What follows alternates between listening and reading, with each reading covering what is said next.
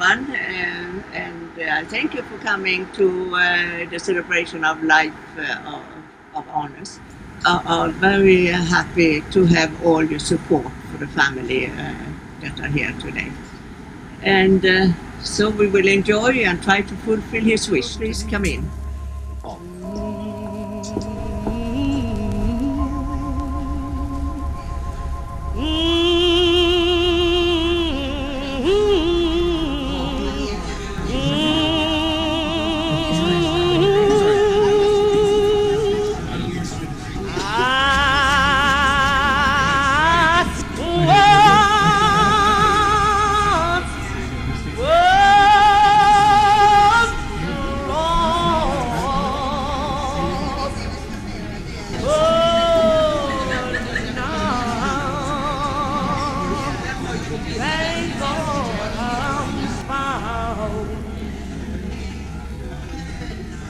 That piece of music was one of Arne's favorite hymns, Amazing Grace with Mahalia Jackson.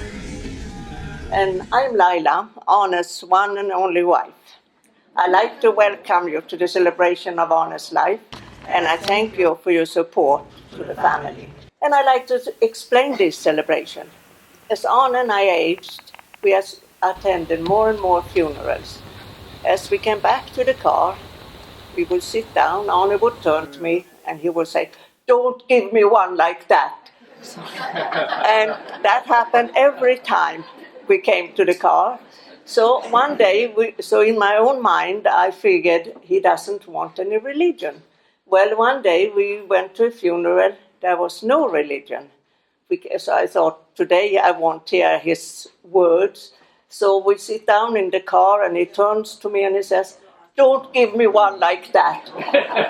And then, so I said, "What do you want?"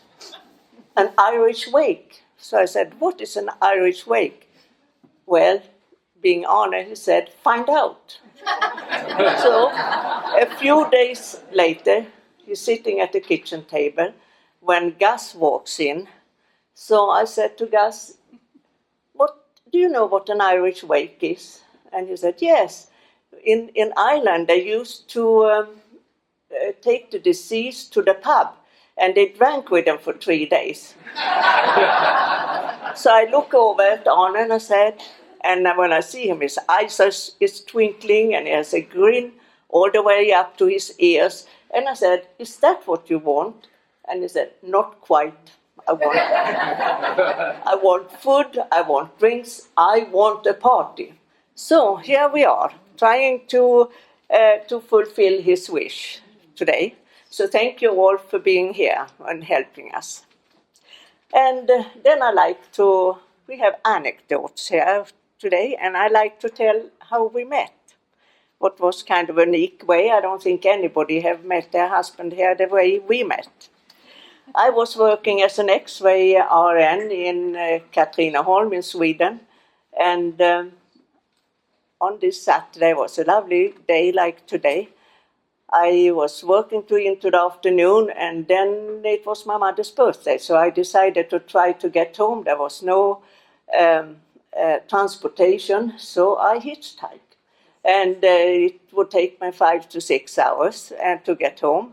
Well, big surprise for my mother, and I enjoyed the evening with them. And next day I hitchhiked back to where I worked, and in Mjölby I had got a ride to. This fellow stopped the car, and he was going to Stockholm, and I was going to Katrineholm, and it was about an hour's drive from where he picked me up. And as I was getting into the car, I looked down on the floor, and here is layers of newspapers. So I put my feet on this, and I said, "What is all these newspapers, pages of newspapers on the floor for?" "Oh," he said, "when I need to clean the car, I just lift out the top layer, and then I have a clean car."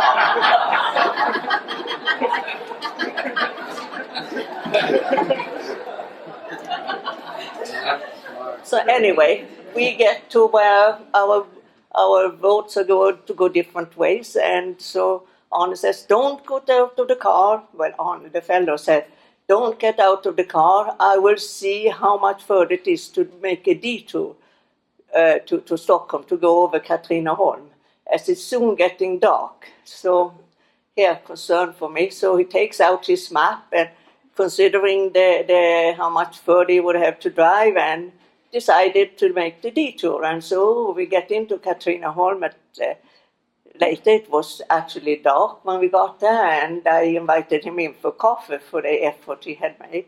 So we had the coffee, and he left. And of course, he could see my name, as I lived on the grounds of the hospital, as I was often on call as an X-ray nurse. And we had one phone in the hallway at that time for all the nurses on call. And so anybody banged on your door if you didn't wake up when the phone rang. So we had a name on and department we worked. A week went by, and then the office people in the hospital, at the X-ray department, said, "You have a letter. Who do you know in Stockholm that his name is Arne Axen?" And I said, "I don't know anybody with that name." And they said, "That's funny. See, here is a letter." So I read it and opened it. And sure enough, then I knew who it was. And from that on, we met in the April, and we engaged in June, and we got married in November, and we left for Canada in January 1964.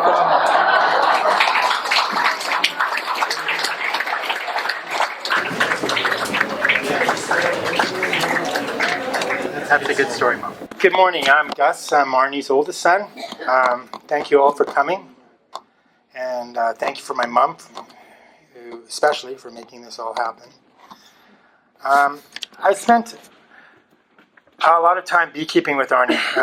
And over the years, I developed a great appreciation for him as a person, not just as a father. He helped a lot of people through whatever financial needs or crisis they were experiencing quite often. He once said, "If someone I know comes to me in need of money, they don't leave this house without help." But not only financially, he was especially generous with his time. Beekeepers know this really well. When the plight of bees became mainstream news in the early 90s, concerned citizens swelled the numbers of new beekeepers, and few of them had any idea that beekeeping was a field of knowledge, and it takes, in many cases, longer than earning a PhD to master.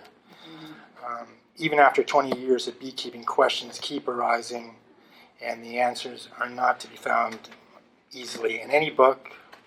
Your Google searches won't help. What you need is a mentor, and you need a person who's going to answer your questions. And Arnie was that man. After a day's work in the bees, Mom always had a list of people for him to call. Sometimes he would actually travel and help them out firsthand. This went on for some 20 years, and it added up to several thousand years of his unpaid time. He also left his mark in chemical engineering. Arguably his greatest contribution, most people don't even know. It was a chemical process designed to recover pulp mill effluent and kamloops before it could do environmental harm downstream.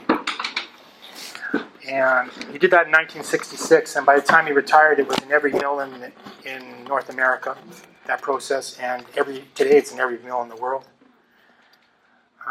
But he did a lot of other environmental work within the pulp mill industry, even though he was involved in the most damaging environmental part of pulp mills, and that was bleaching. After a day's work, well, I'm not going to give him too much credit for all he did. My mom helped him a lot. After a day's work, he would often admit, after a few drinks, he'd say, "Gus, do you know what the best decision I ever made?" And I always said, "Tell me, Arnie." And the decision to marry your mother. It was his way of acknowledging that everything he accomplished was very much a mutual effort. And had my mom not freed up so much time, he would never have been able to do the things that he did. I've missed him for a while now. He had his accident 10 years ago. And it was tough seeing him, the change that he had undergone. But he always said that the Axen boys lived to between 80 and 85. And he wasn't going to be any different. He made it to 82. When I first had his accident, I always thought about him when I was in the B yards. And today, I don't think of him as much when I'm in there, but it's 10 years later. But there's one moment in the B yard I always think about him. On a warm summer days, early in the afternoon, the B yard would suddenly goes into a really loud, low-pitch, resonating hum. It sounds like, in Arne's B yards, it would sound like 100 Buddhist monks beginning to chant their ohms. And it would be really loud because sometimes he had 2 million bees there. And I worked by his side quite often as his eyesight was failing because he needed somebody to be his eyes. And he would pause and he'd look over to me and say, I can still hear his voice say, the drones are flying. Those are the male bees. That meant his virgin queens would be mating soon. It was all part of what he called the soul of beekeeping. And that was queen breeding. He was really good at that.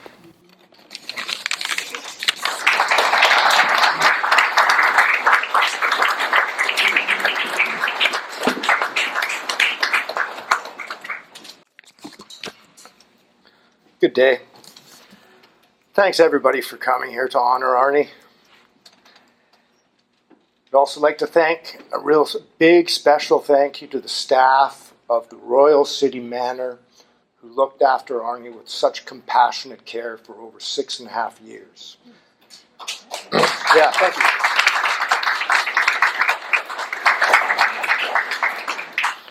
When Arne first appeared there, he wasn't very pleased about being there.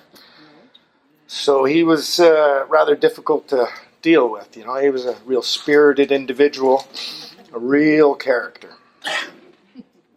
But he got a little better as in the last few years, he didn't have the same power, so he became a bit easier to deal with. But here, he was a character. So there's one time, we had a property in the States, we still do, but it was Arne's soul spot. He would go down there regularly, so regularly that they almost recognized him at the border and just wave him on through. So he's down there with Mom one time.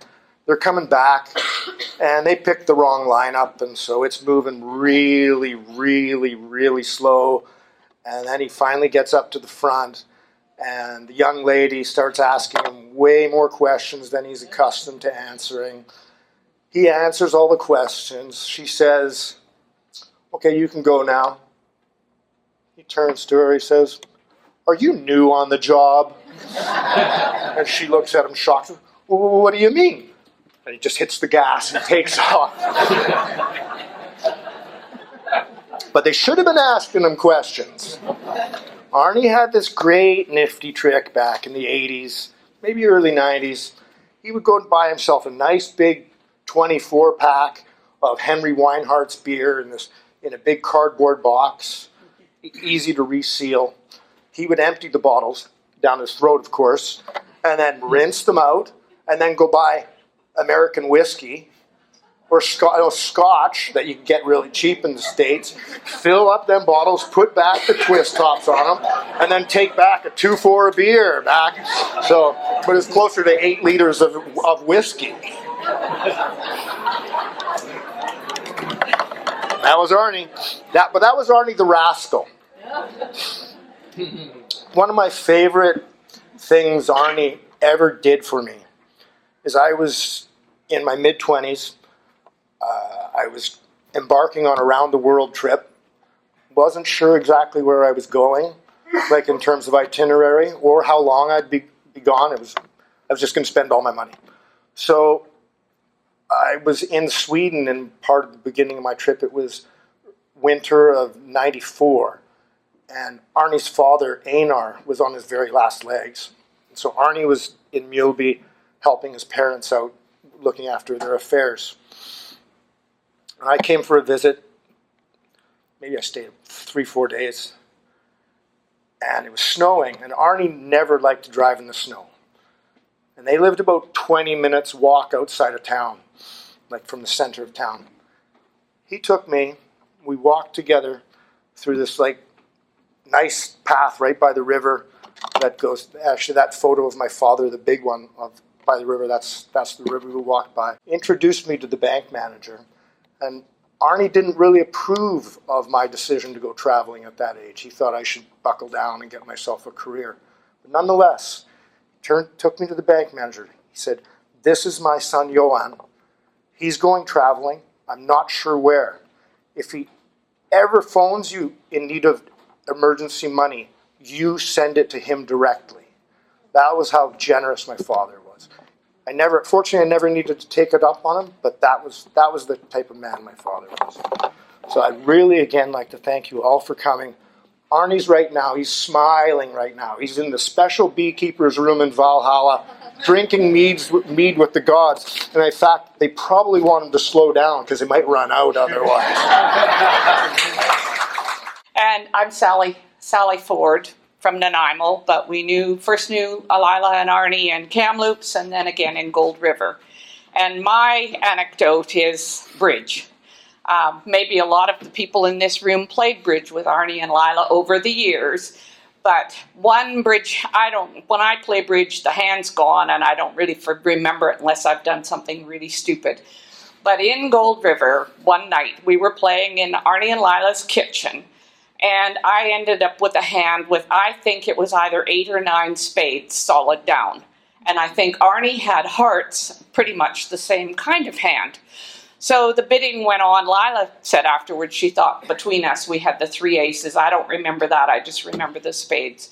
But Arne went 7 hearts. I went 7 spades. He doubled. I redoubled. And then if you played bridge with Arne, you sort of know that thing too. He laid down the ace of hearts and went like this on the card. And I trumped it. And he said a couple of bad words and threw his cards right across the kitchen. And that is the bridge hand that I have never forgotten. And then I did want to say too, for the people that lived in Gold River, they probably remember the family that lived just around the crescent from us, the husband and wife were killed. They drowned, and they left 5 children. And Bill and I went through a long discussion about what would we do, because we went boating all the time too, what would we do with our children if something happened? And we debated, and then finally we decided on the Axens. Lila, remember. So we asked them if they would be the guardian of our children if something happened to Bill and I. And Arne didn't just say yes right away, Lila did. He asked me many questions about what we would expect them to do, raising our children. And then at the end of it, with calm deliberation, he said yes. And we made our wills and made them the guardian of our infant children. And I actually found that will in the safe not that long ago. That was what brought it back, because now my youngest is 53. I don't think they need her now. But it was an indication of what kind of people they were and what kind of people that you would give your children to. So anyway, and the other thing, my husband that's sitting there worked with Arne, first in Kamloops and then in Gold River, and they've been friends for so many years. And our son Bruce said the same thing last night. The fishing trips, all the fishing trips, watching Arne when he had a big fish on, all the fun that we had out on the water. And then the other thing was one of the highlights of my husband's life, but Arne was with him, when they scored an 8-ender in curling. So that's it. Thank you. My name's Alan Garr, and I'm a beekeeper, and Arne was my friend. My fondest memories of Arne were when I'd go out to his place to pick up a queen, and he'd invite me out early, and we'd sit in the kitchen. I don't know if he ever took that pipe out of his mouth, but we'd talk about the world, and Lila would make us a great breakfast. Arne was an interesting guy for me because he, as his son said, he was aware of the law, but he wasn't necessarily law-abiding. He used to. He had a bee yard south of the border, and it wasn't entirely legal, but he would move queens back and forth. And I think that if the Canadian border guards ever searched him, it wouldn't be ants they found in his pants. There was also a regulation in New Westminster that you could only keep 2 hives on your property. So it's like 2 single-family dwellings. And Arne was very creative, so he kind of developed a new housing form that you would call the condominium. So instead of having 2 hives, he would have 2 condominiums, and no one knew exactly what was going on under these big tarps that he had set up, except that there's one thing that you should know about bees if you don't keep bees, and that is over the winter, they never do their business in the hive. They're very hygienic. But come early spring, what happens is that they go up for cleansing flights. And Arne had a neighbor just down the street who happened to have a vintage vehicle that used to belong to W.A.C. Bennett. And every early spring, he would bring the vehicle out on the curb and polish it and wash it and polish it. And then Arne's bees would come out and do their cleansing flights, and then he would phone up the city of New Westminster and say, there's a guy down there and he's breaking the law, and then the city would turn up, and Arne would say, no, I just have 2 condominiums here. It's all fine. Anyway, I really miss Arne. I learned a lot from him. I think all of us did, and in his honor, a number of clubs are donating money to a research fund for bees, and it's run through the BC Honey Producers Association. I've been assured that many kind words will be said about Arne at our next annual general meeting next month in Victoria, and there will be money donated in his name, and just so that we can all remember Arne. And Lila, you deserve a medal.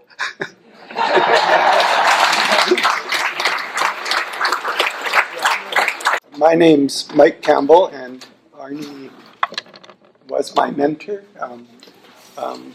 for probably 30 years, something close to that anyway.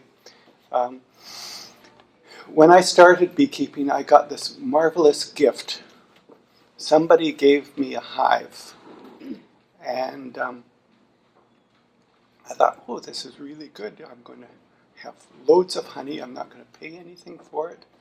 And the only thing I didn't know was this hive consisted entirely of drones. And in the bee world, boys only eat honey. They don't do any work. So I got the hive inspected by Jackie Bunsey, and she said, you have a major problem. And she gave me the name of a few queen breeders and who might be able to help me out with this problem. And I called all of them and basically said, oh, you got a big problem, you'll have to do something about it. And then I called Arne, and he said, oh, you got a big problem. You're going to do this. And so I went down and saw Arne, and pretty soon I shook out all the drones, and I put in a package or a nuke I got from Arne, and it started my beekeeping career. And then he said, but if I do this for you, you're going to have to do this. And he said, you're going to join every beekeeping club in the area. And then next spring, when there's a beekeeping course on, you're going to take that so that you know what you're doing. And so that's how our friendship began. And then over the years, we actually got into talking about a number of other things. I talked to him about once when I was at Simon Fraser as a young student. We had gone canoeing up somewhere in the interior, and we were near a pulp mill, and as is fashionable in canoeing, you tend to dump into the river and float in the water for a while without your canoe. I said, well, you know what was really strange about that, though, was after we got out of the water, our blue jeans all fell apart, and our legs and skin was bright red. And he got really angry. He said, "Those idiots!" And he knew exactly what the pulp mill had done. I'm not entirely sure, he said, but they shouldn't be doing that. And so later on in life, Arne kept bees right near us, and he used to drop in all the time for tea, and he would always refuse some refreshments until they were put in front of him. We had such a good time over the years, and I was really, really sorry to hear of his passing. Thank you, lad. Hi everyone, my name is Corinne. I met Arne about 15 years ago now. I was a young university student back then. I lived in a communal house. I had 9 roommates. And we used to buy honey from Lila in 25-gallon pails. And one day I went to the farmer's market to get my honey that I had pre-ordered. And I told Lila that I was interested in learning how to beekeep. And she said, well, you should talk to my old man. Here's the phone number. You should call him tonight. And so I did. I called him and I said, I want to learn beekeeping and I'm thinking of taking a course at the Honeybee Center. And he said, whoa, whoa, whoa, whoa, whoa. It's like, wow, if learning how to beekeep really is your goal, I don't think that's a very good idea. And so he said, well, how about, I'm going tomorrow. How about you come and look over my shoulder? And so I did. For the first day, I arrived bright and early. We mixed some sugar syrup, and we took off for a whole day of beekeeping. And on that very first day, my very first exposure to bees, I just went in. I mean, he wasn't wearing any protection, so I figured I shouldn't either. And then we're beekeeping, and I didn't feel afraid of the bees. I was extremely fascinated. It was instant love for me. And then he was shaking some frames, and a bunch of bees fell on the ground in the tall, tall grass, so it was really hard to find them. And he started kneeling down and picked up each one of these bees from the grass by hand. And I was like, what are you doing? Aren't they going to just fly back to the hive? And he said, no, those are babies. These are young bees. You can see it. They have this little fuzz. And they can't fly on their own, so if we leave them there, they're just going to die. And then that was it. I was sold. That just really broke my heart, seeing this old man on his knees picking up each one of these little bees. Arne really, really cared about his bees. He was a very careful beekeeper. And then he proceeded, and then I kept learning how to beekeep with him, and I would go week after week for the whole entire summer. And then he was very meticulous about teaching me everything, quizzing me, assigning readings, assigning research, telling me things to look for, and then teaching me how to read a hive. And so essentially we'd get to the yard, and even before going into the yard, just by the sound of the bees and everything else, they'd be like, do you know what's going on here? What's your analysis? And so years later, I am still a beekeeper. I teach agriculture at a farm in Tawasin. I'm not the beekeeper teacher, but I now mentor other people, and it's been really great. And I really try to bring back those teaching, and I think about him a lot. So throughout these years, so this was the first year. The second year, the second spring, he gave me my first beehive. And I was very excited. I brought it back to Vancouver. That was before we could have beehives in Vancouver. After that, we were allowed to have 2 or 4, something like that, a few years later. But I remember he gave me this beehive, and he said, don't get mistaken. You're not a beekeeper. You're a bee owner. it took several years later until he acknowledged that I was kind of becoming a beekeeper. And I think that is really right, because it will take a lifetime to learn everything about the bees. He even acknowledged himself that he was still learning continuously. So throughout these years of learning with Arne, I didn't just learn about beekeeping. We spent a lot of times driving from bee yard to bee yard. And then he told me all about his life, his childhood in the socialist paradise of Sweden. the way he met Lila, stories about his family, how he used to shoot squirrels for a few dollars when he was a kid, the way the bees had put him through university, his views on the world, his political views that we clashed on somewhat. Arne was extremely opinionated,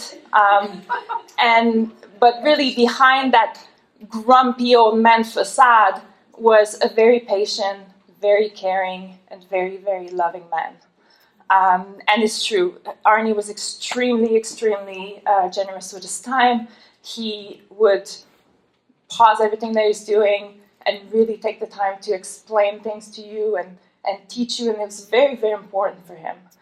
I mean, one of the things that I remember, I mean, of all the things that he's told me and all the things that I have learned from him, not just from beekeeping, obviously, one day we were in this truck and we were driving somewhere, and he was telling me he had outrageous opinions about everything, and he'd be like, oh, this and that, and I said, I agree.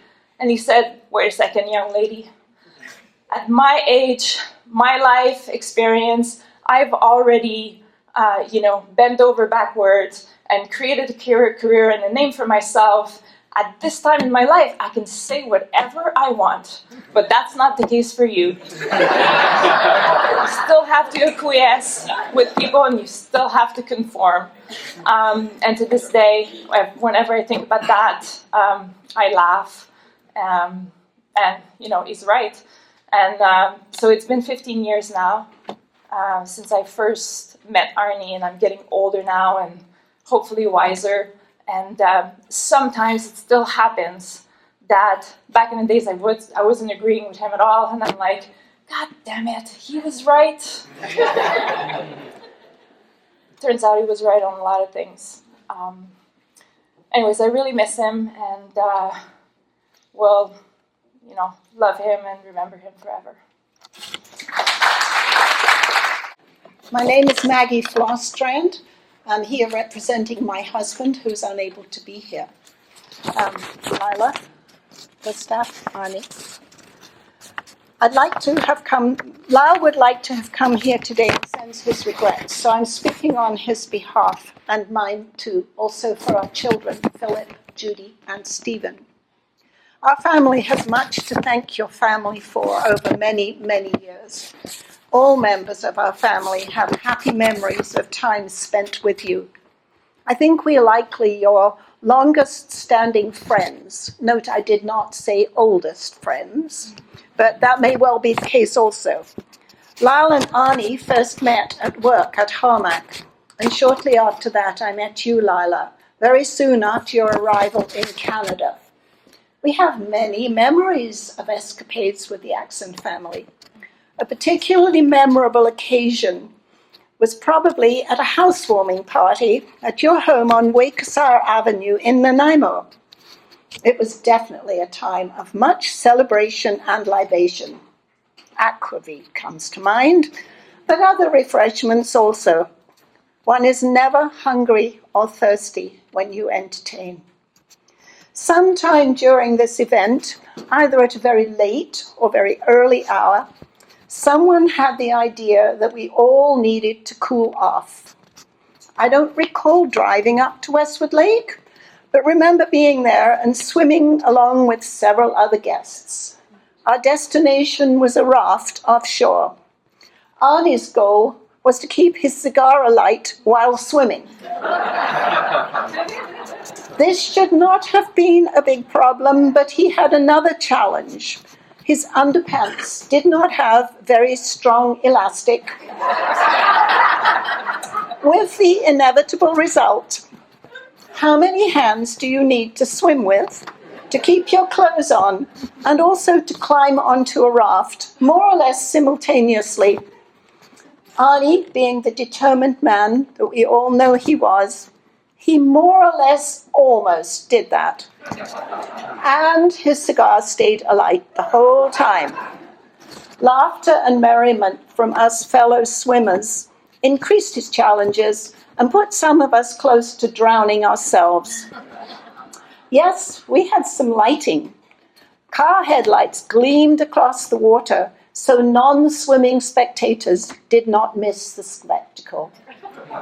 Somehow we all got safely back to the house on Wakesire. Someone who will be nameless slept in your bathtub. I do remember relieving our babysitter and got myself and Lila home to where all our children had been looked after by a very tolerant babysitter. That Christmas, I knew exactly what to give Arne for a gift. You guessed it, I'm sure. A very, very large packet of elastic. I think that was also the same house that had the kitchen ceiling dyed a blackberry color. Something about fermentation. My husband Lyle is a very able brewmaster. Over the years, he's had several apprentices in this art. That time, many years ago, the cost to him for a bottle of his homemade beer was about 25 cents. So, of course, Arne was interested in learning this skill. Naturally, an engineer and a chemist are bound to be experts at this. When the time came to bottle a brew, Arne was given the job of running the siphon and filling the bottles prior to capping them. He had been advised that the beer needed to mature for 6 weeks after bottling. But, not being the most patient man, Arne did not listen to this and had to have a test drink directly from the siphon tube. I should have had a camera to capture his facial expression. It was a very, very small drink that he had. You introduced us to chanterelle mushrooms and lingonberries. There was often a debate about the serving of lutefisk. Lyle, being of Norwegian heritage, said it had to be served with melted butter. Of course, Arne knew that it was better with white sauce. I just passed on that particular food offering. They had many other Scandinavian rivalries. Summertime parties at your cabin were fun too. We recall your 50th birthday party, Lila. A feast was prepared for us guests. I remember Arne singing the praises of this benevolent country, then picking up a shovel and going off to dig up the bounty of this wonderland. Yes, a roasted turkey. That was a very happy occasion. In earlier years, we had to get-togethers at Gold River, both when there was snow on the ground and also when our children were running through the sprinklers in the garden in the summer. Then we had a summertime visit to Kamloops. Lila and I wanted us all to go camping with the 6 children to Kalamalka Lake. A perfect idea. But no, the men wanted to go to some fishing lake in a higher, cooler location with no swimming beach. Remember, this was August in the interior. So that everyone could be happy, they went fishing and we did what we wanted. Yes, the men caught fish. Then came time to cook their catch. Of course, a fry pan was needed. However, Lila very practically knew that us campers needed such a utensil, so naturally she packed it. Nothing daunted, after due consideration, the men decided to steam the fish. Lyle said that was the very, very best way to retain all the flavor. Apparently, it certainly did. As many people know, fish caught in interior lakes in August have a very, very distinctive flavor. Mud. Even the resident cat turned up his nose at that offering. The men eventually did have a good time when they finally joined us at Cal Lake. Enough of the wild doings of our younger years. We have matured. Golden wedding anniversaries have come and gone. Your welcomes and generosity to us have always been warm. We've enjoyed Christmas, birthday, and New Year celebrations with you. Also other visits, so thank you. Thank you. You've been true friends. Remember that you're always welcome in our home. The friendship continues. Lila, you have been an exemplary caregiver for Arne for many years. He was lucky to have you at his side.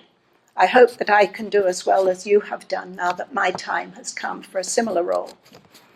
I think that it would have pleased Arne if he knew that we had ended this tribute to him by all joining in song, singing his favorite Swedish drinking toast, which we all must have heard so many times.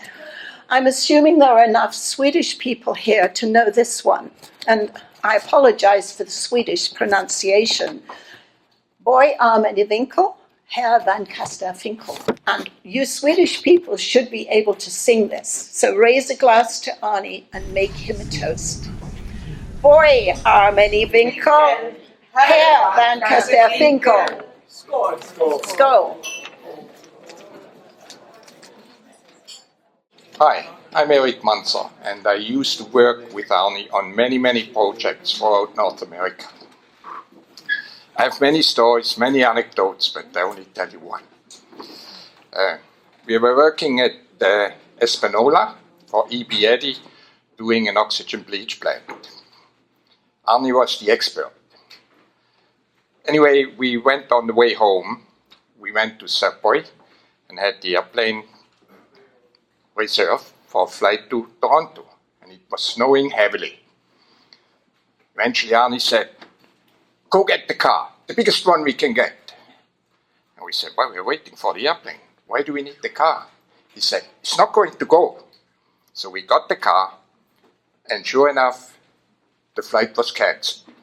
So we piled into this big American, I think it was a Parisian, big car at that time. It was a long time ago. And there was 5 of us. And we started to drive towards Toronto.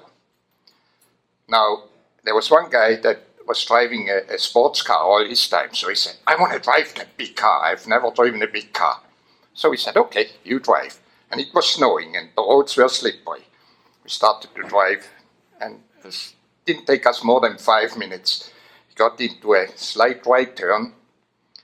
He started to oversteer. Car started to swing. He corrected, overcorrected. Car swung the other way one more time. And the last time we went over into the other lane, completely into the other lane. And the highway was busy. Just happened to be a little space where we turned around and ended up on the right-hand side in the ditch. Nobody said a word. I mean, we were totally stunned. And the radio was playing loud. And so finally somebody said, "Shut off the radio." Shut off the radio. We got the car on the road again. Now, who wants to drive? Now, nobody wanted to drive. I mean, it's too slippery. So I said, "Well, I'm from Switzerland, I'm used to driving the snow. I take the car." We started to drive down. There was 4 guys hanging on, always telling me, not so fast. "Oh, do that, do this, do that." It was horrible. Anyway, we arrived about 4 o'clock in the morning in Subway in Toronto at the hotel. Checked in. Arne said, "Boys, go to your room, get the biggest glass you can find, and join me in my room." So we did. We always wondered, what the heck do we do with this big glass? We came to his room, all 4 of us. He had a big bottle of scotch there. He filled up every glass, and he said, "To life."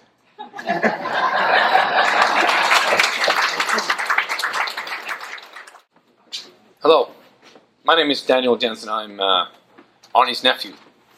I was always very grateful for having him around here in Canada, coming in as an immigrant family as well. I just wanted us all to raise a hand to Arne and to toast him for what comes for him now. Forever grateful.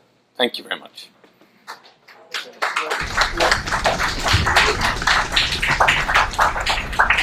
My name is Arne Axen, and Arne was my husband, Uncle Arne for the kids. And we always laugh when we visited him. Arne always took the time, was really generous with his time, and always would read stories to the kids. And he loved especially to quiz them. So he had this little quiz, and then the reward, of course, was very generous all the time. And Louise would always have big eyes and always mention, "Oh, I got a paper dollar."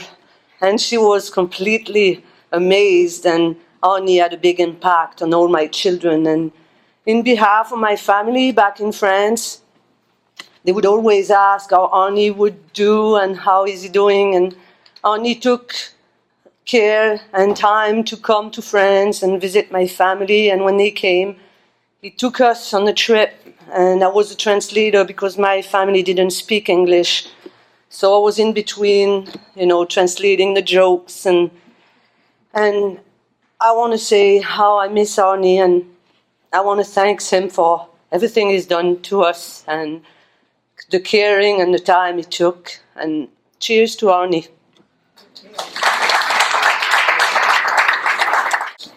Hi, I'm Kenneth Axen. I'm Arne's cousin, and I spent a number of evenings with him drinking, and I was so struck by his ability to come out with these cryptic truths that left me nonplussed. I'm good at comebacks, but when I spoke to him, he would leave me floored all the time. One of the things I'll remind you of is that he said, there are 3 truths in the world. You can't slam a revolving door. You can't pull a bald man's hair. And you can't satisfy someone who doesn't know what they want. Thank you, Arne. Hello, everyone. My name is Hussein Yeganarad. Originally, I'm from Iran. I came to Canada in 1999. So, year 2001, a friend of mine, John Mark, he's one of the commercial beekeepers in Vancouver. So I asked Mr. Arne to drive me to Pitt Meadows to basically wants to get some syrup from his bees. So when I came to see Mr. Arne, I used to live in New Westminster at that time. So first thing he told me, he said, Hussein, you know what's the biggest joke in North America? I said, no. He said, hi, I'm from government. I'm here to help you. so at that time, I thought, why is talking like that? After being 19 years in Canada as a commercial beekeeper, we see the truth. Actually, the biggest enemy for us is the government. So CFIA regulation, I personally lose more than $1 million just based on regulation we have in Canada. So anyway, I have a lot of story with Mr. Arne. So after that, he used to invite me pretty much every night. I become a member of family. So and then we used to drink beer. We used to drink whiskey and talk about complaining with the government and talking lots about the queen productions. So when I was working in year 2000 with bees in West Coast Bee Supply, basically in Richmond, I see so few hives producing way more honey. So I was working in the genetic programs. And then I tried to find the root cause of this queen, where they're coming from. So all few producers having the queen, I know the root cause is Arne Axen, Mr. Arne Axen. So, and then I tried to contact him after year 2001, basically when first time I met him. So he helped me a lot in the beekeeping. As a newcomer, so I had a difficulty for the cash flow, surviving in a business. Every year he was giving me nukes, and then he told me, saying, you know what, you help us too, but so you don't have much money, I have enough of it, so you don't have to give me money now. Go get your pollination money and pay me back. So many times actually. And we had a few bad times in the winter losses problem, and he was helping me always also with the cash. And then basically he gave me lots of advice about the business, how to work with the government. Actually, he mentioned not to report anything to government, actually. Actually, at that time it was funny. Now we run a commercial operation. We know when we're dealing with the CFIA, we get so much problem. So, but anyway, and then I called actually 2 years ago to Minister our writing. So I said, look, we should change the CFIA, Canadian Food Inspection Agency, to China Food Inspection Agency, because all the regulation benefiting the Chinese than Canadian producer. So anyway, we used to travel to Alberta together, to Nanaimo, to the first beekeeping conference I was with him. And 7 years ago, actually, I invited Mr. Arne and Leila to go to Iran, and I prepared many university for his speech, and everybody was excited. I said, I don't want to invite doctors. I don't want a student learning scientific language. I want to hear the practical and also scientific language together. So they've been very excited. It was over 1,000 student was waiting for him. So at that time, I think he was coming from New York. He got cold, and then he couldn't make it. So, and then that was the first year actually. His strokes happened. And then when he lost a bit short memory, when he see me, he remembered everything pretty much. I don't think he lost any memory about me. So he said, "We're sending you back." I said, "Yes." So it was pretty sad to see to that extent went through. And then when I was talking to him, and he was saying, next week we have to do next serious Queen production, and he was keep waiting for the opportunity to work together more and continuing. I really miss him and never forget him. So still we are part of the family, and I wish all the best for the family. So thank you for having me. We have 1,000 days of the story to talk about him, but I'm sure every one of you the same. So thank you for all the help you did and your family to me. Thank you.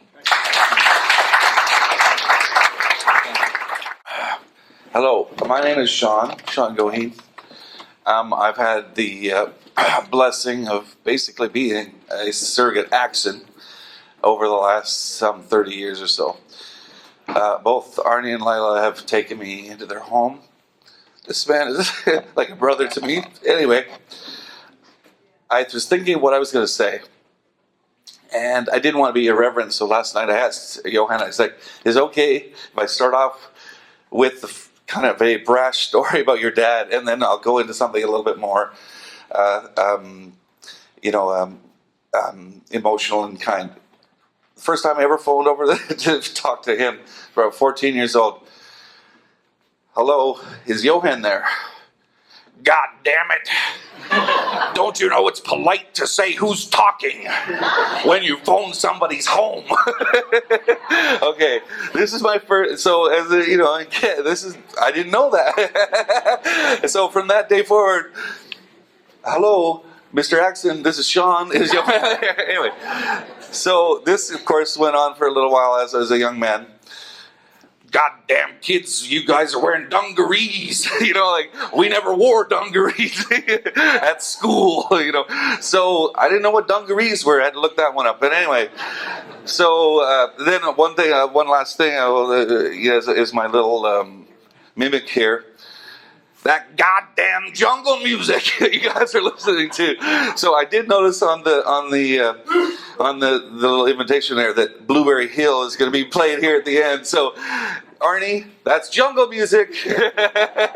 It's a primordial jungle music. Sorry, Arne. Anyway, as the years passed, and I developed a friendship with his son here, his Lila and Arne have been like surrogate parents to me. So it struck me,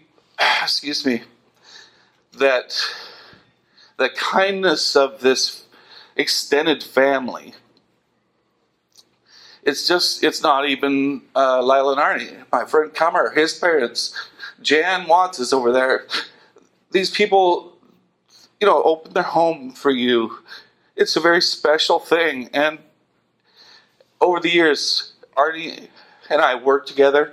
I dug ditches for him in Birch Bay. I come over and they would ask me to help as friends, as peers, as I became a man.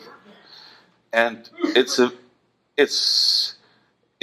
some ways, it supersedes my relationship with their son in many ways. Anyways, Arne mentored me, as well as obviously many other people here. With his gruff exterior, behind that crusty crab was a very complicated and deep and dynamic person. God damn it. Anyways, what I would like to say is I had the opportunity to transcend that pissing your pants factor, which he often, I think, did to a lot of people, and then to really love and adore this man. You know, one time with Daniel, his nephew, we were all at dinner. Arnie was on a tirade about politics and all the young people are screwing up the world, and Johan couldn't take the bait. He was getting very angry and was fuming, and he was getting very. And I was like, "Hey, everybody, group hug." And Arnie's like, "Okay, is that close? Here, just look at this guy. All you gotta do is look at this guy, and then you'll." Yeah. And group hug, Arnie.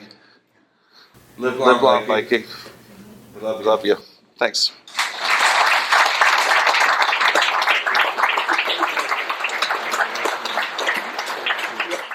Well, my name is Celie Dryden.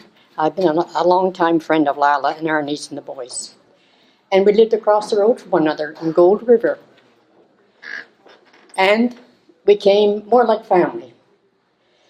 If we weren't eating in their house, we were eating in our house. Oh, I'm sorry. If we weren't eating in their house, we were eating in our house. And we went on lots of picnics, lots of camping, and Tom brought a boat. And we fixed that up, and we went on many, many hours on the water in Gold River. They were all very happy moments. And I wish Lila the very, very best. It's going to be hard to be without Arnie, but I know she's very strong, and she will carry on. Thank you. My name is Dirk Brinkman, and I was a near neighbor of Arne, and Al's story about the decision by New Westminster Council that you could only have 2 hives per private home came to my attention in 2001, I think it was, or it was 2002, right about then, which made me angry, and I went down to City Hall and said, "What's this about?" But no one in engineering would talk to me, and they said, "Well, you can't talk about this." And finally, someone went out for a smoke break, and I followed them, and I'm going, "Who's complaining about this?" Well, the mayor's having problems with washing her car, and I think that's what it is. So Sunday of that week, a few days later, I had a 15-year-old daughter, have still, she's older, and it was her turn. We're going to go on an adventure, and for me that means we'll see what happens and we'll find something fun to do together. But I had the idea, well, first, I know where the mayor's house is. I'm going to look around, and it didn't take long to see the dust on the basement windows from cutting your own frames, and say, well, that's got to be the beekeeper's house. So we knocked on the door, and Lil called Arne up, and I was invited in for tea, and daughter came, and they have a nice little kitchen nook, so she was sitting beside me and Arne on the other side. And of course, he is a great raconteur, and after saying, well, if it happens that my wife is now the Minister of Water, Land and Air Protection, why don't you put bees at our house and we'll have more hives and we'll make it. I'm not political. I never get involved in politics. Okay, fine. But we were talking, and quickly I said also, well, I have a property that's commercial. Maybe you could have hives on that property. We were into very quickly talking, as always, with Arne about the world, about our past, about his work with the pulp mills. He was a pulp engineer. I planted trees for many of these same companies, and it didn't take long before my 15-year-old daughter goes, "Dad, you promised me an outing. This is bullshit. You're going to talk to this old guy forever. I know you." And Arne immediately responds with, "Young lady, don't you talk to your father like that, disrespectfully like that in my house." Dawn turns to him and goes, "I had an agreement with my father and it's none of your business. I can talk to my father like this." So that was back and forth. Arne very quickly presents himself for who he is and what he thinks and what his opinions are. And, it settled down quickly. I believe it was Arne's mother, maybe, but who came out of the living room and spoke some obviously well-rehearsed Norwegian or Swedish. And we diplomatically, with self-respect, completed our conversation and went to have a look at the commercial property quickly. Arne's hives, he's had a dozen to 20 hives there since, and I always thought I came with a way to help, but really the years of seeing Arne come into the property and going back with him when I had that chance to spend time talking about life and what he was doing and watching his meticulous under the tarp card entries, what he was seeing, what he's recording, and his methodical approach to beekeeping, and learning about life from Arne and sharing his extreme libertarian political perspective. I had a wonderful gift, and I still enjoy Gus occasionally.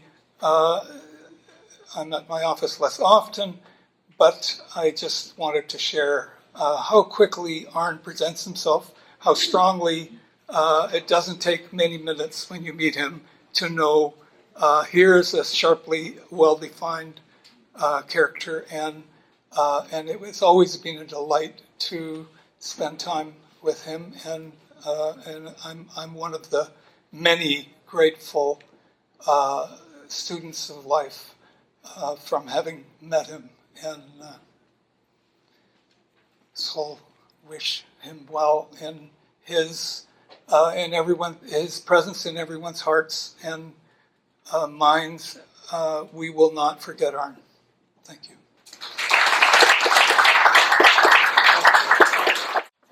Hi everyone, I'm John Jabot. I want to tie two of the stories that you've heard together. The story about the young lady who said to Arne, don't take a course at Honeybee Center.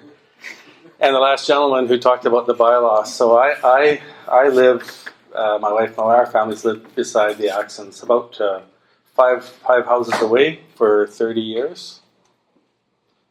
Maybe, and it's like an angle, so we're actually about 100 feet away from him. And I started Honeybee Center, and I wrote the bylaw for New Westminster.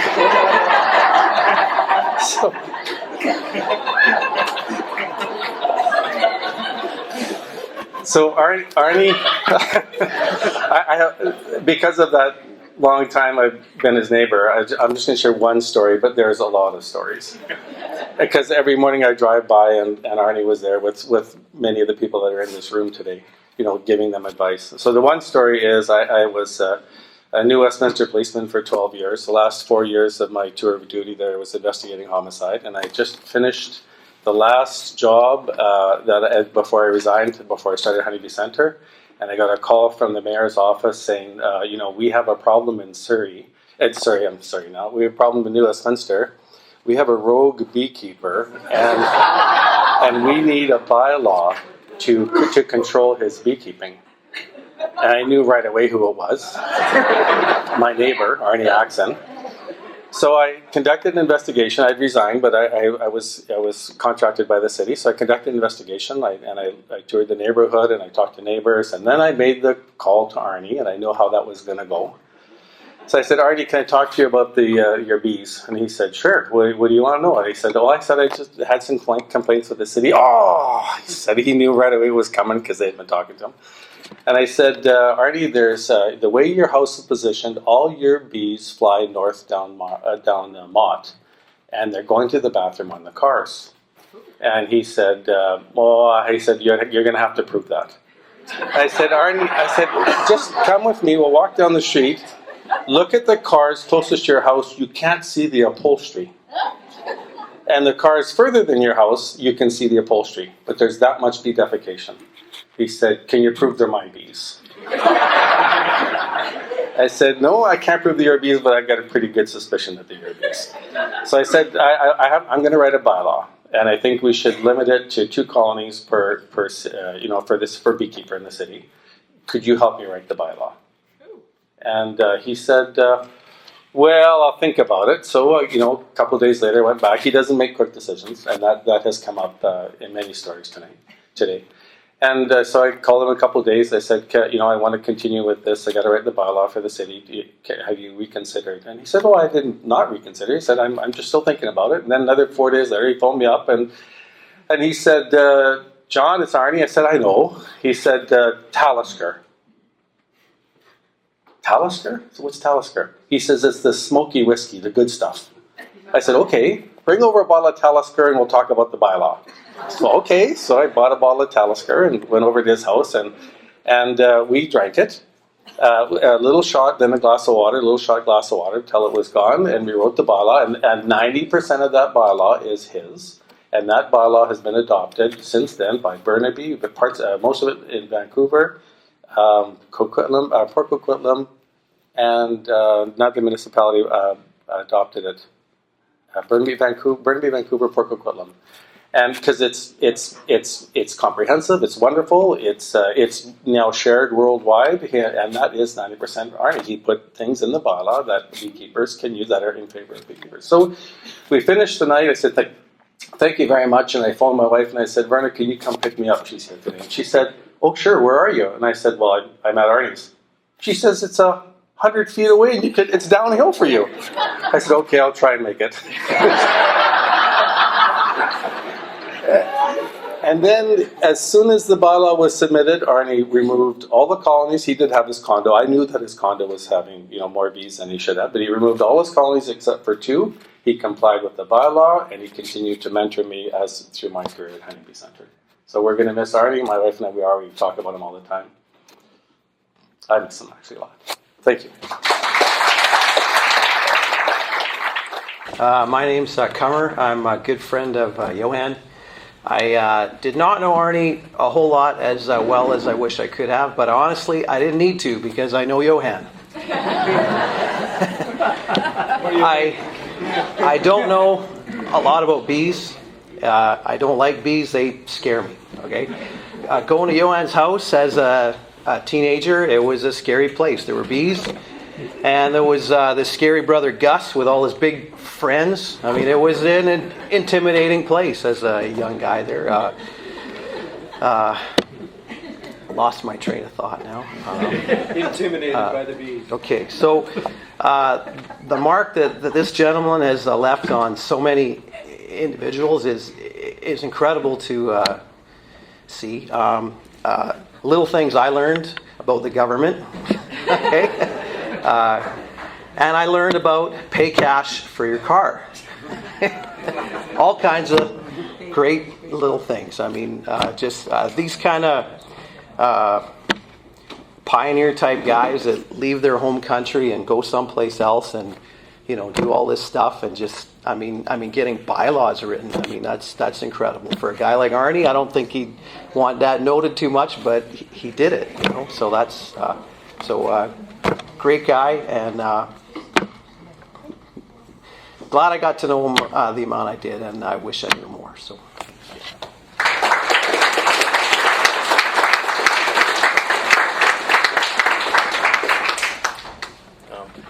I have an afterthought. I'm Kenneth Axen. I'm Arnie's cousin, and one of the things that always impressed me about Arnie is when his mom was 40, he decided he was going to build a bomb to surprise her, and in building the bomb, he blew off all his fingers on one hand.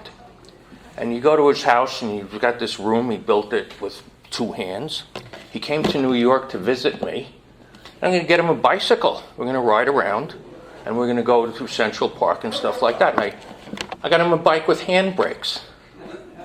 And he told me that he can't use handbrakes. It never dawned on me that he had a disability. And I think his personal strength and paying attention to what it was he could do and not paying attention to his disability is an example for all of us. Thank you, Arne.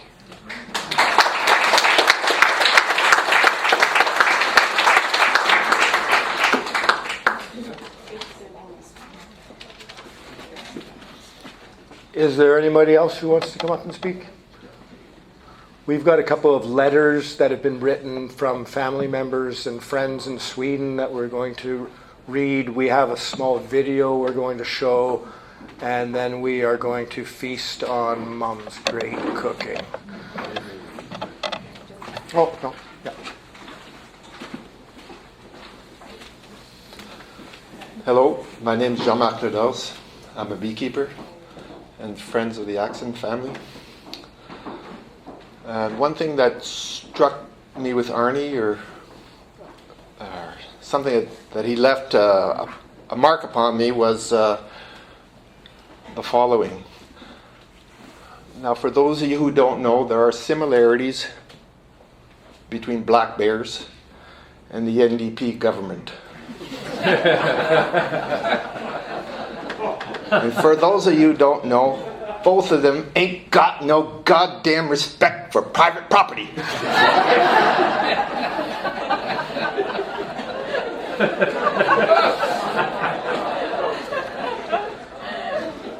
And at the time I thought it was a bit of an extreme position.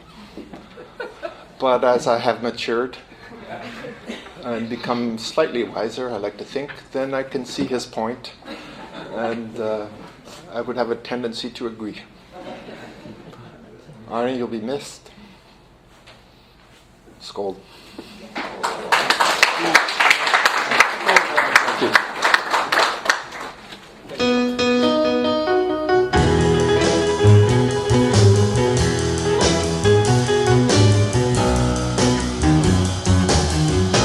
I found my thrill on Blueberry Hill. Blueberry Hill. When I found you, the moon stood still on Blueberry Hill. It lingered until my dream came true.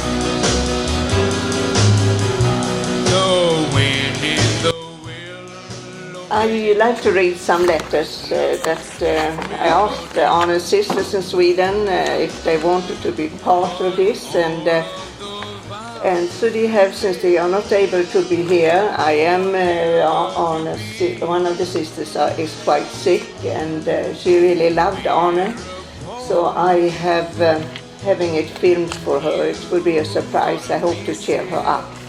And her English is very good, so she can understand every word you say. So here is from Birgit, is her name. And I will read it in Swedish, and I will make a short translations into English. And if I translate it wrong, don't say anything. No problem. Dear brother, at last you have got peace. Thank you for your big generosity every time I came to visit you. No, I'm reading it in English. Okay. I always felt so well taken care of. Sleep and in peace forever. Birgit. That was his sister, Birgit. Then this is from his younger sister, Lena. Well, perhaps I will translate it right away. For a couple of weeks ago, I had a memory from our early childhood. I remember I sat on your shoulders and you were jumping around the house with me, and I must have been about 3-4 years old. Many years later, you had bought a motorcycle. One day I was allowed to go for a ride with you. We drove, but right as it was, it stopped. We was in close to Vadstena, and we had to walk very far. You were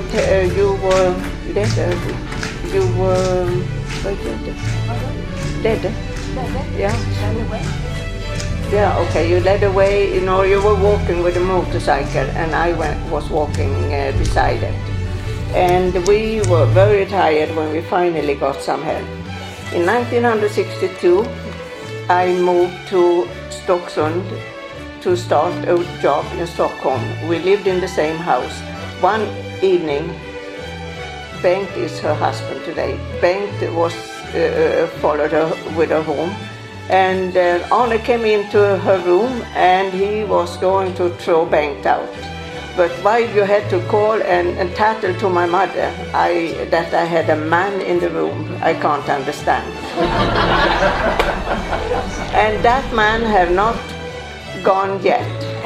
He is still here after 56 years. But in the end you started to like each other. And a big hug to you, my brother. Kan på dig brorsan, vila i frid. Lena. Then this is from Arne's closest friend in Sweden. And it's quite long, and I will just take a few words out of it. They met in 1956 when he was a teacher and Lars he needed some practice or help with his mathematics, so he was in giving him private lessons. And they met outside the school and they went out in the evenings and or in the pubs and dance places, and they had a lot of fun together. And I have to tell you that you were very good, that you got your chemie exam, the engineering, without any help from home or taking any loans. Brev till Arne Axen. Nuvarande adress godkänd. Kära Arne. Vi träffades första gången någon gång på hösten 1956 när du vikarierade som lärare på realskolan i Vadstena. Din bevak framkom senare, men hur du var stod genast klart när du på första lektionen klargjorde att du inte tagit jobbet för att du gillade lata elever utan för att finansiera dina högskolestudier. Genom gemensamma bekanta blev vi snart goda vänner och träffades ofta utanför skoltiden. Du blev god vän i familjen när du gav mig privatlektioner i matematik. Mycket av vad som tilldrog sig på krogar och dansställen bör förbli undanhållet offentligheten. Men du kommer säkert ihåg när jag berättade för dig att ett par av mina klasskamrater en dag sa det till mig att vi vid 3-tiden på natten innan erbjuder sig att hjälpa magister Axen att få nyckel i låsen på huset där du bodde. En typisk replik följde: nej, men håll i korken istället. That must be our question. När du så småningom började på KTH i Stockholm höll vi täta kontakter. Jag besökte dig i huvudstaden några gånger och du dök upp på Palsgård när du var i Östergötland. Man måste säga att du gjorde en enastående prestation när du klarade av din examen till kemiingenjör utan vare sig studielån eller några som helst bidrag hemifrån. Men du hade många tusen små trogna arbetare som jobbade för dig och du var en god arbetsgivare för dem. Du kommer säkert ihåg hur vi på senare år kunde sitta natten igenom och återuppliva jaktminnen från Tåken och Palsgård över en flaska punsch. Fruntimmer intresserade dig aldrig förrän Laila kom in i bilden. Om en mild våld snärjde in dig äktenskapets bojor. Jag hade förmånen att vara gäst vid ett bröllop nere i Blekinge. En rejäl fest i gammal god stil. När ni snart därefter lämnade Sverige för Kanada blev det naturligtvis mera sällan vi kunde träffas. Men vi höll kontakt via brev och telefon. Du skrev och jag ringde. Vi talade om väder och vind, familjeliv. Dina jobb i BC, mina ambitioner i lantbruket, världspolitiken och mycket annat. Laila och du besökte oss på gården när ni var i Sverige och Ulla och jag gästade er en vecka i Palm Springs. Den veckan kommer vi ihåg och tala om ännu. idag. Ett par saker att nämna. Du visade stor lojalitet mot dina principer när du tillbringade 2 dagar i Las Vegas utan att satsa en enda cent på något spel. Din välfasthet visade du när vi satt en kväll på balkongen och avnjöt kvällsgraven.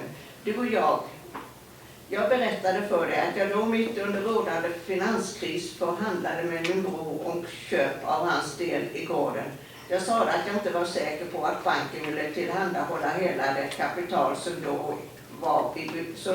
jag då var i behov av. Då svarade du utan betänketid att skulle det fattas mig ett par miljoner kronor så kunde jag vara lugn för att de fanns i ditt källargolv. Heder åt en sådan vän som alla brev... Ja, och du, Arne, kom ihåg att jag dricker ogärna whisky utan jag föredrar gin och tonic. Med kärlek från din gamle Lars och hans hustru Ulla. And I'll try to, in a few words, say a couple of, translate a couple of things. They met in, Lars, who is Arne's closest friend for many years, they met in 1956. From Gunnar Gourmet, another school friend. I'm just taking, Arne var ju bland annat min rumskamrat när vi gick i gymnasiet. Arne var en färgstark person som vi minns med glädje. Jag önskar dig allt gott i detta nya skede av ditt liv, Gunnar. Arne was a roommate when we went to high school. And Arne was a very colorful person that I remember very well. And I wish you all the best in this new life. Then I have something here that I've heard stories about. And it's long, and he makes films, and he is an author. So that's probably why it carries on forever here. And it's in Swedish. Minnesord. Han tog över en kär vän. Buddha, that was Arne's nickname in Sweden. At his, when he went to high school, nobody knew him by the name Arne. Everybody knew him by the name Buddha. And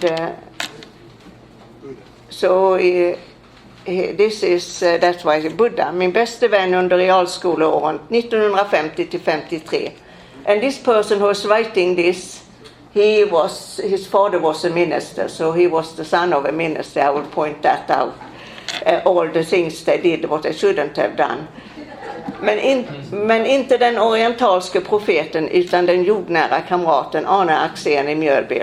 Alla kallade honom Buddha, helt enkelt eftersom han hade ett lätt orientalskt drag kring ögonen. Det var ett smeknamn och på inget sätt något öknamn. Buddha var en respekterad grabb på alla håll i stan. Inte bara respekterad, han utmanande också. Vi var ett gediget busgäng som hela tiden hittade på nya upptåg, ibland farliga, med Buddha i spetsen. Det hände också att han kom ut till Västra Haj, som då var en stor socken, och slog sig ihop med oss svenskbröder och tvillingarna Josefsson. Vi utgjorde det lantliga buset.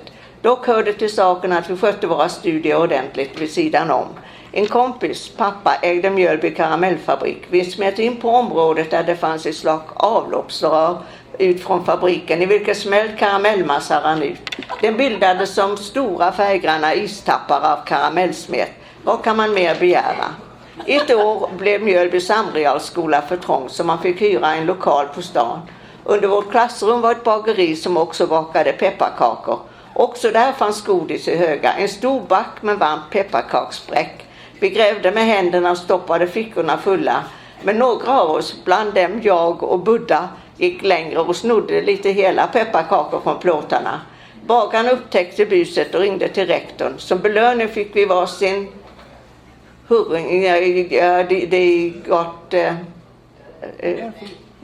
that is Swedish. Ja, de got en örfil och kvarsittning.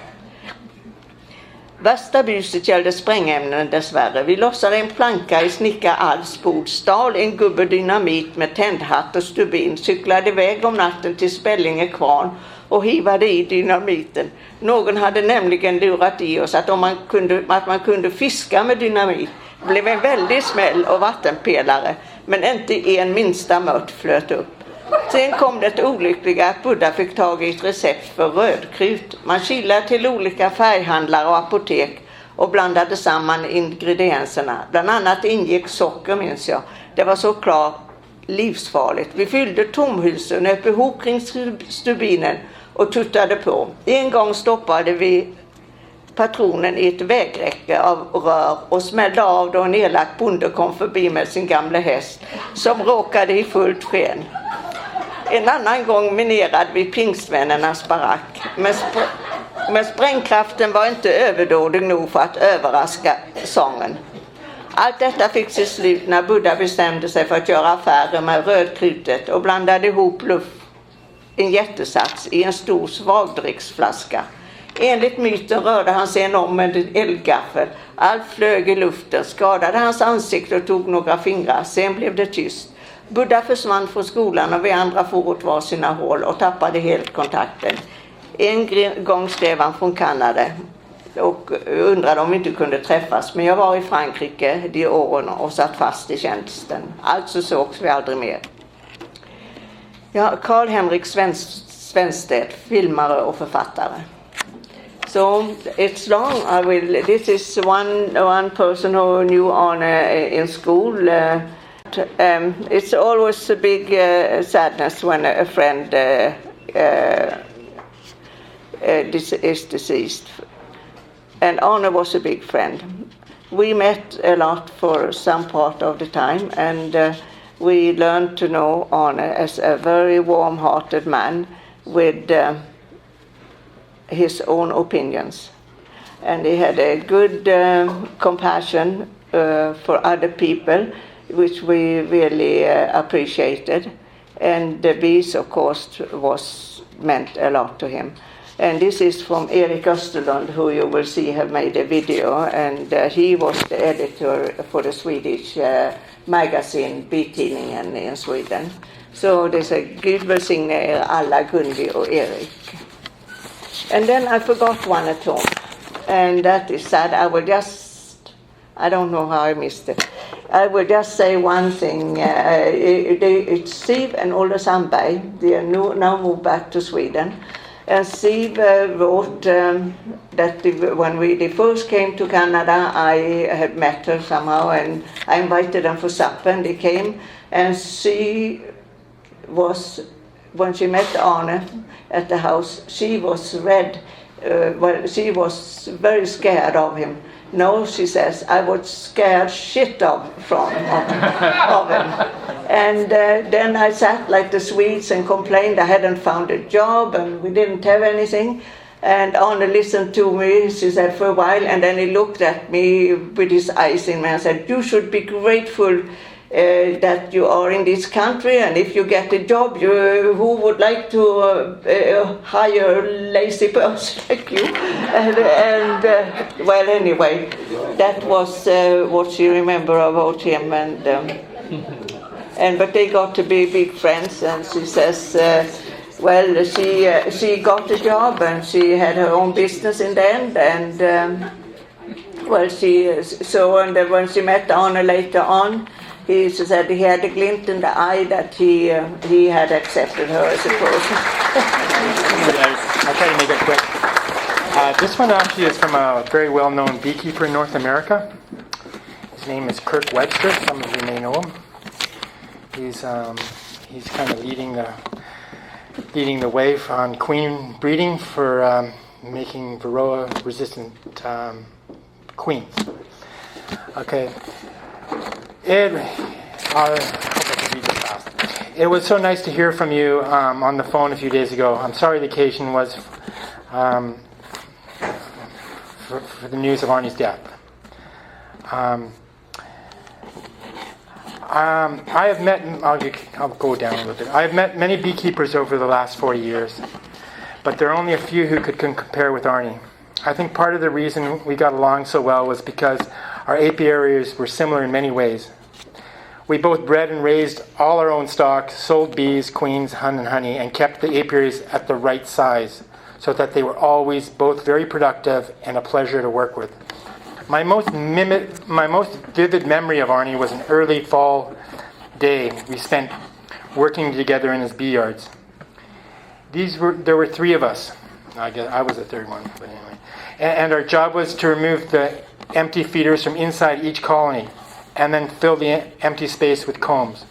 All honey flows were passed and gone, and it was warm enough for the bees to fly. We spent the better part of the afternoon cracking the covers and prying the feeders off. Shaking the bees off, replacing the missing combs, and closing the colonies up again. The astounding part was that we didn't need to wear veils. And the one little smoker he lit was only puffed a few times during the whole afternoon.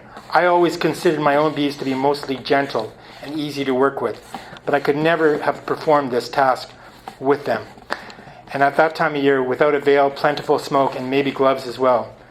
The uniform gentleness of his bees on that fall day told the whole story of what a great beekeeper and bee breeder Arne was. In all respects, he set the bar far higher for himself than anything I have been able to achieve after many years of effort. From the first minute to the last, Arne was always treating me as a true friend and a comrade in arms, and for this I will always be extremely grateful. His unwavering encouragements were always there as I struggled to dig out of the enormous hole American beekeeping has created for itself. We all wish there were more like him to encourage us now. It's an honor and privilege to send this note for Arne's wake and celebration of life. I send condolences and love and best wishes to Lila, Arne's relatives, and all of his friends. Okay, that was Kirk.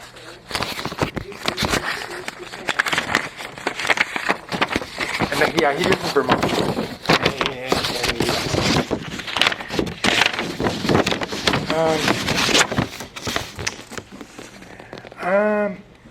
This is from our friends Catherine and George in Arizona. And in fact, some of you know him here. I can't remember the year, but Glenn Smith, who's here somewhere, referred you to us to stay in Tucson. You arrived with a bucket of honey. We had a short visit and watched your small truck while you traveled in Mexico. I so enjoyed that short visit. You always had such great stories to tell, George and I. Arne, you always made me laugh. Our friendship continued through the years, and with many adventures you helped us on in British Columbia. Lila's fabulous cooking and a great Christmas dinner I'll never forget. I thought you and George were brothers sitting at our kitchen table talking for hours on end. Taking George to gather the honey with you and Lila taking me to the market to sell. I remember your hospital stay in Tucson and so glad it was so close to our home and Lila had a place close one used to visit. Arne, you always talk so badly about Sweden, but I can tell you, once a Swede, always a Swede. That's true. George and I had the great pleasure of staying in Lila's home and cycling the Sweden coastline thanks to you both. It was a memorable experience we'll never forget. Arne, I don't drink scotch, but we purchased a small bottle to celebrate your life and being a small part of it. You had so many blessings in life, but your wife Lila was the biggest grandeur of them all. We will never forget you. Love and hugs, Catherine. And then George said, Arne, I remember taking you for a ride in our Russian Ural sidecar motorcycle. You looked great in camouflage, wearing the World War II helmet and smoking a pipe of Borkum Roof. I smoked that brand when I was in the Navy, and it's suitable for adventures. I enjoyed drinking scotch with you and discussing the socialist paradise of Sweden. I was a union boilermaker, but like you, I never liked the socialist politics. When I was a young boy, I kept bees, and it was a pleasure learning about the advanced techniques of queen production from you. So we're toasting you with a glass of scotch, and I'll smoke a Cuban cigar. Contraband in the U.S. I know you'll like that. Vaya con Dios. George.